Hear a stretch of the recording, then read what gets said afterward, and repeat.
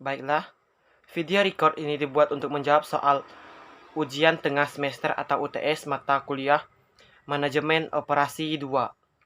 Sebelum memulai ke video lebih lanjut, pertama-tama saya akan memperkenalkan diri terlebih dahulu. Nama saya H. Trinanda Gerhana, NIM atau nomor induk mahasiswa 19104168846, kelas A1 pagi, jurusan manajemen, mata kuliah Manajemen Operasi 2, dosen atau asisten Pak Adi Mursalin SEMM, hari dan tanggal ujian Senin 3 Mei 2021. Langsung saja ke soal dan jawaban. Studi kasus pertama, diketahui masalah penugasan produksi kue perusahaan Sikoko, yang mana dibantu oleh 4 karyawan diantaranya Paijo, Paijah, Wanto, dan Wanti, yang akan diberdayakan di berbagai adonan masak, memotong atau membentuk, dan mengemas. Dengan rincian upah per hari sebesar Rp1.000 sebagai berikut.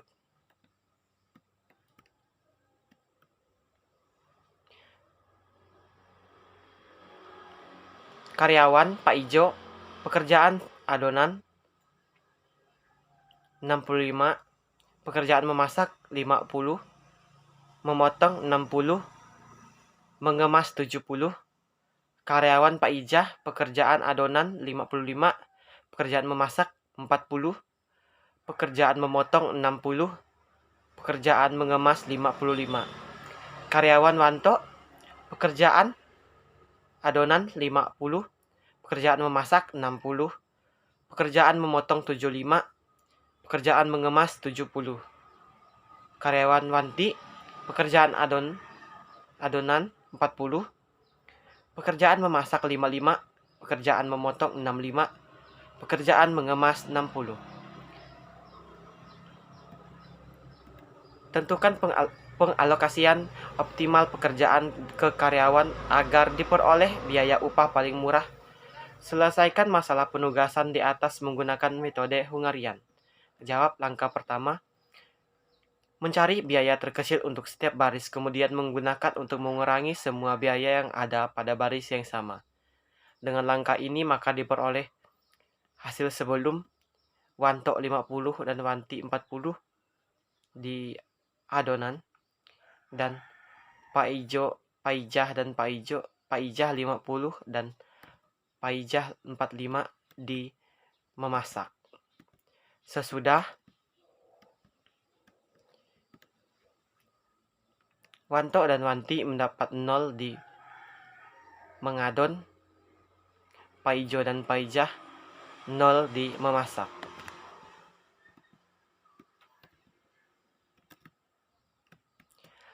Memastikan semua baris. Langkah kedua, memastikan semua baris dan kolom sudah memiliki nilai 0.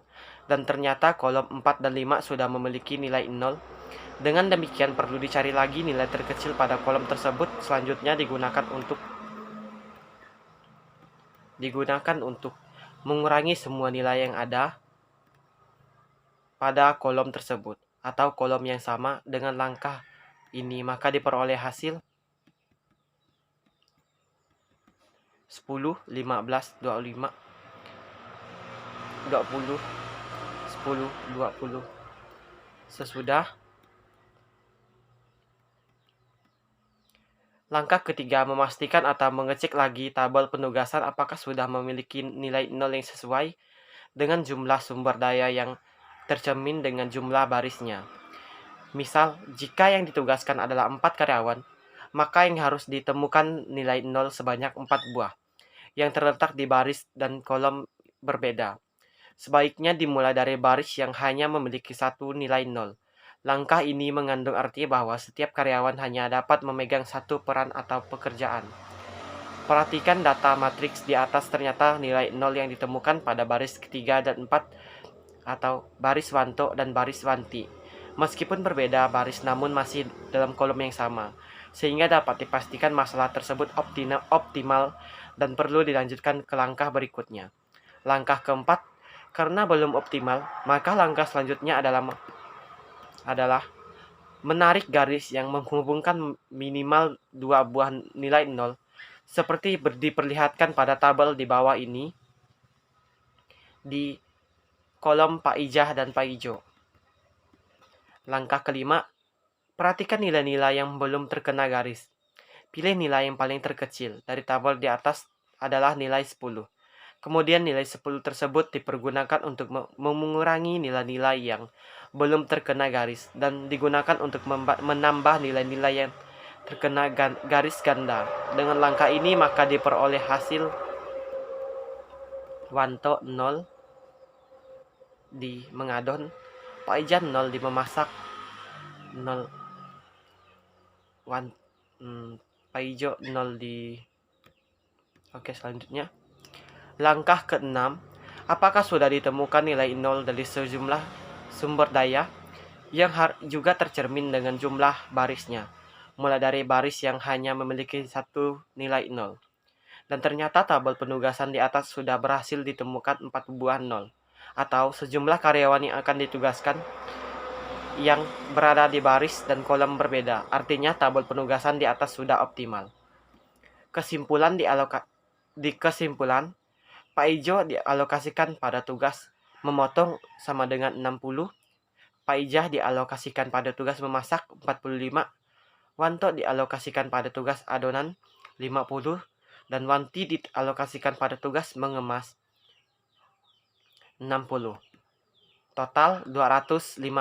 Maka pengalokasian optimal pekerjaan tersebut terhadap 4 karyawan tersebut adalah 215 dikali Rp1.000 sama dengan 215.000 per hari. Studi kasus 2.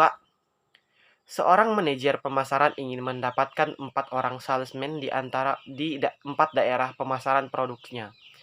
Penempatan salesman tersebut didasarkan pada perolehan nilai keuntungan yang diperkirakan akan diperoleh oleh setiap salesman di setiap daerah pemasaran berdasarkan prestasi kerja mereka saat ini dan pengenalan terhadap masing-masing daerah pemasaran tersebut. Bila data perolehan keuntungan dari setiap salesman di setiap daerah pemasaran seperti yang tersaji pada tabel 1, tentukan penugasan salesman yang harus dibuat oleh seorang manajer agar keuntungan yang diperoleh maksimal. Lokasi salesman 1, lokasi 1 1000, lokasi 2 900, lokasi 3 1100, dan lokasi 4 900. Salesman 2, lokasi 1 1100, lokasi 2 1000, lokasi 3 950, lokasi 4 950. Salesman 3, lokasi 1 1050, lokasi 2 950, lokasi 3 900, dan lokasi 4 1050. Salesman 4, lokasi 1 1150,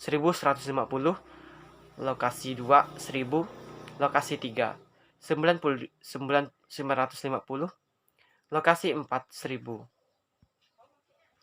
Jawaban. Tujuan yang diingin dicapaikan dalam penugasan salesman di atas adalah perolehannya keuntungan yang maksimal, sehingga masalah ini tergolong dalam masalah maksimasi. Langkah pertama untuk menyelesaikan masalah ini dengan menggunakan metode Hungarian adalah menentukan nilai terbesar dari setiap baris dan hasil sebagai berikut. Baris 1 sama dengan baris 1 1100, baris 2 1100, baris 3 1050, baris 4 1150. Hal ini berarti nilai-nilai keuntungan pada baris 1 dikurangi dengan 1100, baris 2 dikurangi dari 1100, dan baris 3 dikurangi 1050, dan baris 4 dikurangi 1150. Hasil perhitungan langkah pertama ini dapat dilihat pada tabel 1 sebagai berikut. Tabel 1 hasil pertama.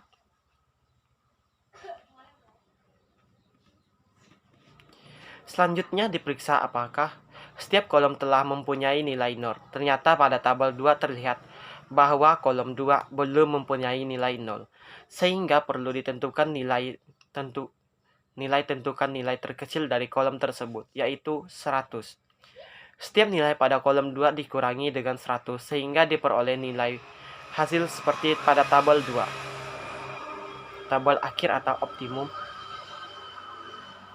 Sekarang lihat apakah ada 4 nilai 0 pada tabel 3, di mana keempat-empatnya berada pada baris dan kolom yang berbeda. Ternyata ada, sehingga tabel 3 dapat dikatakan sebagai tabel optimal.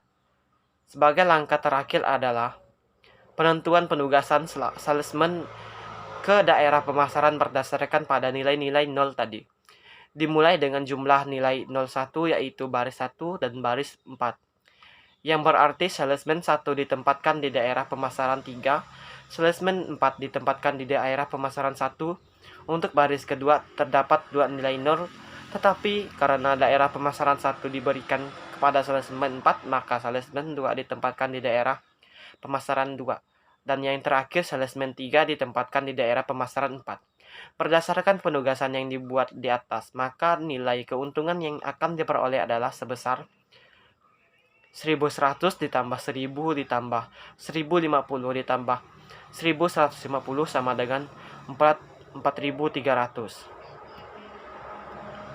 Soal teori. Soal pertama, apakah peramalan itu? Jawaban, peramalan adalah proses untuk memperkirakan beberapa keuntungan di masa yang akan datang, yang meliputi keuntungan dalam ukuran kuantitas, kualitas, waktu, dan lokasi yang dibutuhkan dalam rangka memenuhi permintaan barang maupun jasa. Kedua, sebutkan dan jelaskan jenis-jenis peramalan. Jawaban, jenis-jenis peramalan. Yang pertama, peramalan jangka panjang, yaitu yang mencakup waktu lebih besar dari 18 bulan, misalnya peramalan yang diperlukan dalam kegiatan dengan penanaman modal, perencanaan fasilitas, dan perencanaan untuk kegiatan lead bank. Kedua, peramalan jangka menengah, yaitu mencakup waktu antara 3 sampai 18 bulan, misalnya peramalan untuk perencanaan penjualan, perencanaan produksi, dan perencanaan tenaga kerja tidak tetap. Ketiga, peramalan jangka pendek, yaitu mencakup jangka waktu kurang dari 3 bulan, misalnya peramalan dalam hubungan dengan perencanaan pembelian material, penjadwalan kerja, dan penugasan karyawan. Soal ketiga, mengapa strategi peramalan sangat urgen atau penting bagi perusahaan? Jawaban, beberapa alasan utama tentang pentingnya peran strategi manajemen bagi perusahaan atau organisasi yaitu: pertama, memberi arahan jangka panjang yang akan dituju. Kedua, membantu perusahaan atau organisasi beradaptasi pada perubahan-perubahan yang terjadi.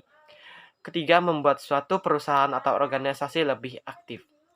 Keempat, mengidentifikasi keunggulan komparatif suatu perusahaan atau organisasi dalam lingkungan yang semakin berisiko. Kelima, aktivitas yang tumpang tindih akan dikurangi. Keenam, keengganan untuk berubah dari karyawan lama dapat dikurangi. Ketujuh, keterlibatan karyawan dalam perubahan strategi akan lebih memotivasi mereka terhadap pelaksanaannya.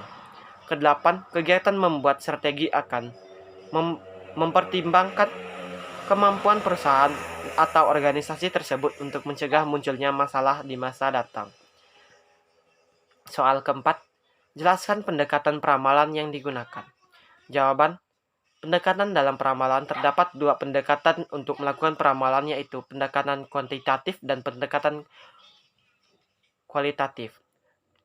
Metode peramalan kualitatif digunakan ketika data historis tidak tersedia. Metode peramalan kualitatif adalah metode subjektif induktif. Metode ini didasarkan pada informasi kualitatif, dan informasi ini dapat memprediksi kejadian di masa yang akan datang. Kekurangan dari metode ini sangat subjektif atau materi statistik atau UGM. Soal kelima, jelaskan 8 tahap dalam melakukan peramalan. Jawab, pengumpulan data. Kedua, mengkaji ulang pengalaman sebelumnya, studi literatur, dan diskusi dapat membantu untuk memahami keberhasilan dan kegagalan dari pendekatan-pendekatan masa lalu. Ketiga, menganalisis pola data yang dimiliki tersebut. Keempat, pengamatan terhadap data. Kelima, memahami perilaku data tersebut. Keenam, pemilihan metode peramalan. Ketujuh, mengevaluasi kesalahan atau ketelitian metode peramalan. Kedelapan, memilih metode peramalan dengan tingkat kesalahan terkecil atau memvalidasi dan meninterpretasikan hasil peramalan. Baiklah, sekian jawaban UTS atau ujian tengah semester mata kuliah Manajemen Operasional 2. Mohon maaf jika ada kesalahan kata dalam penyebutan video record ini. Saya pamit undur diri, sekian dan terima kasih.